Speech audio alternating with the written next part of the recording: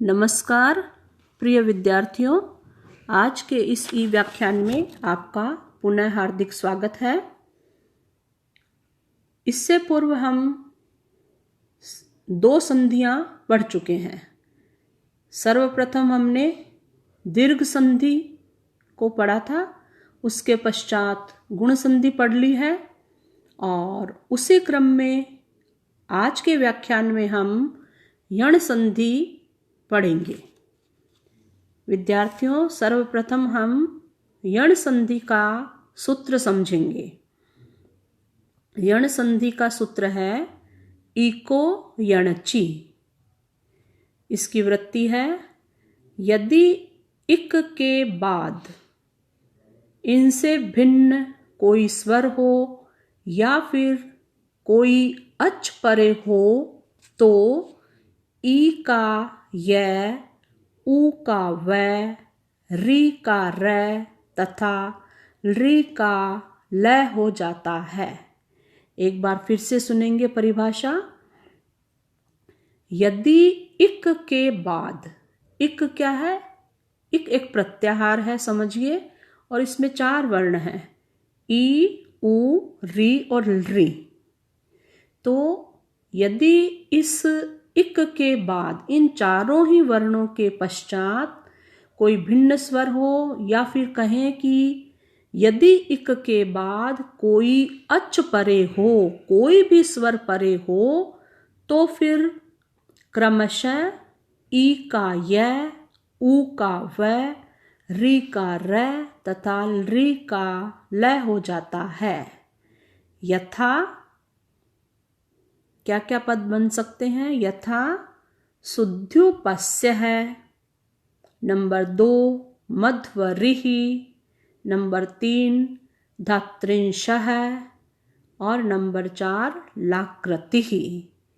ये उदाहरण के 4 पद इससे बनते हैं। तो विद्यार्थियों, आप पैटर्न समझ चुके हो। यदि कोई भी सूत्र आपको पूछा जाता है तो सर्वप्रथम आपको उसकी वृत्ति माने परिभाषा लिखनी पड़ेगी और फिर इस सूत्र के द्वारा कौन कौन से पद बनते हैं वो भी क्रमशः देने होंगे। तो ये हमने वृत्ति लिख दी और साथ के साथ ये 4 पद इस इको यणचि सूत्र के द्वारा बने हैं, ये हमने बता दिया है।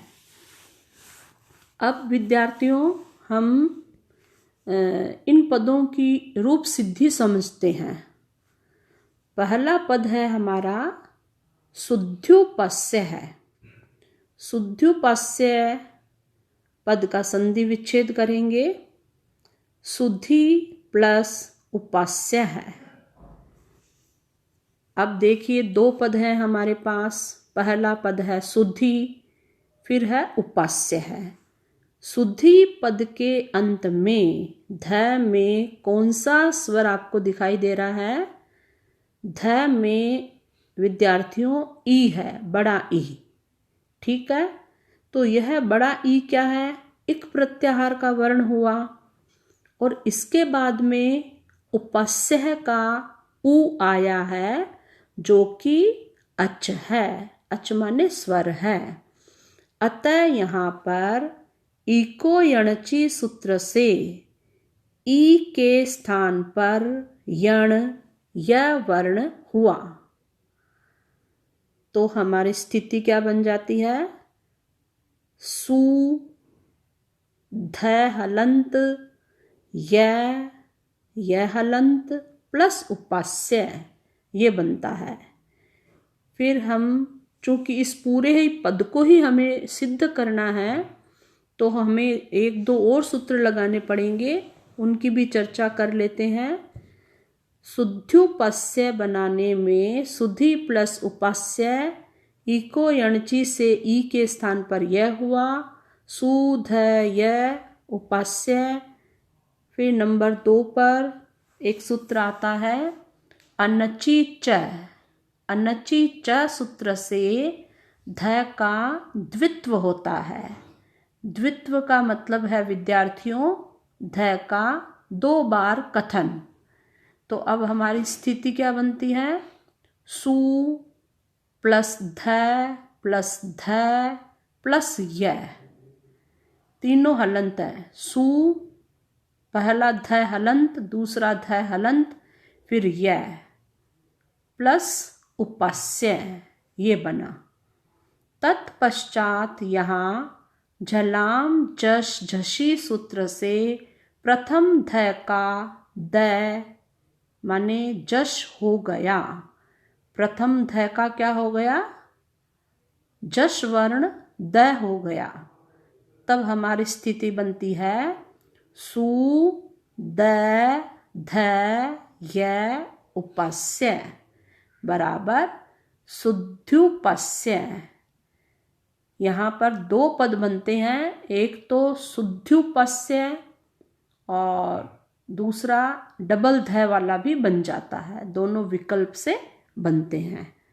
तो शुद्ध्युपास्य आपको समझ में आ गया। इसमें मुख्य सूत्र इको यणची है, फिर हमने अनची च से ध का द्वित्व किया, फिर झलाम झश झशी से प्रथम ध का पुनः द किया है।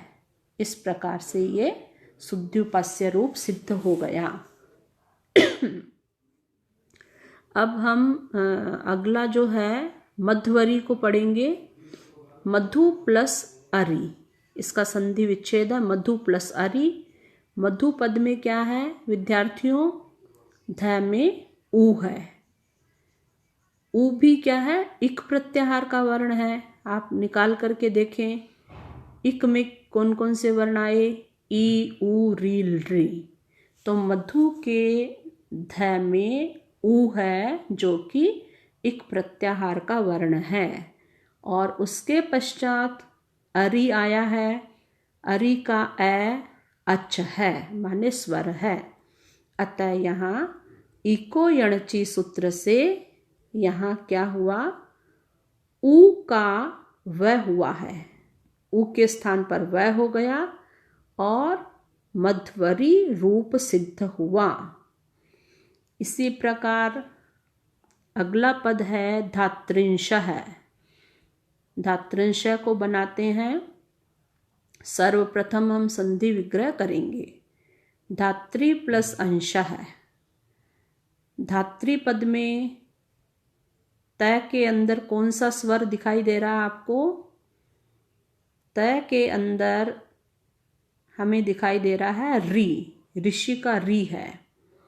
और धात्री के पश्चात अंशः पद आया है, अंशः का अच है माने स्वर है।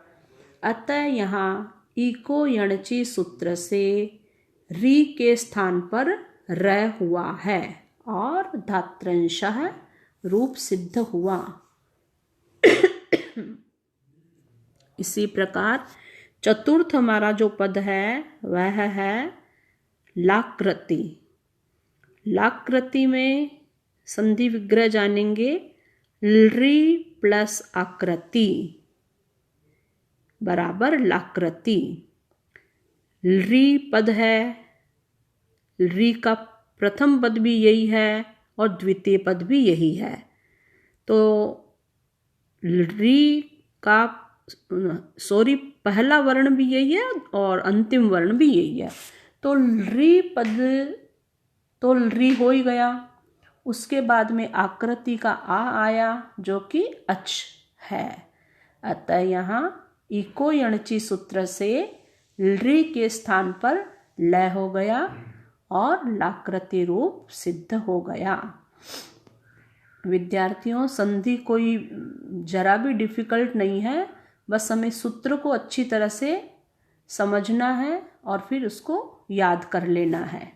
और यहाँ पर याद रखने की जो बात है वह है इक के स्थान पर यण होता है, लेकिन यण के चारों वर्ण अलग अलग हैं, ये ध्यान रखिएगा। यण के चार वर्ण क्या है? य, व, र, ल। ठीक है, तो किसके स्थान पर क्या होगा ये अच्छे से रट लेना है। ई का य होता है, ऊ का व, री का र और री का ल हो जाता है। इस प्रकार से ये हमारी यण संधि समाप्त हो गई है। और इन पदों को आप आराम से अपनी कॉपी में रूप सिद्धियां कीजिए तभी आपको अच्छे तरह से ये स्मरण हो जाएगा। और अगले व्याख्यान में बच्चों हम पढ़ेंगे अयादी संधि।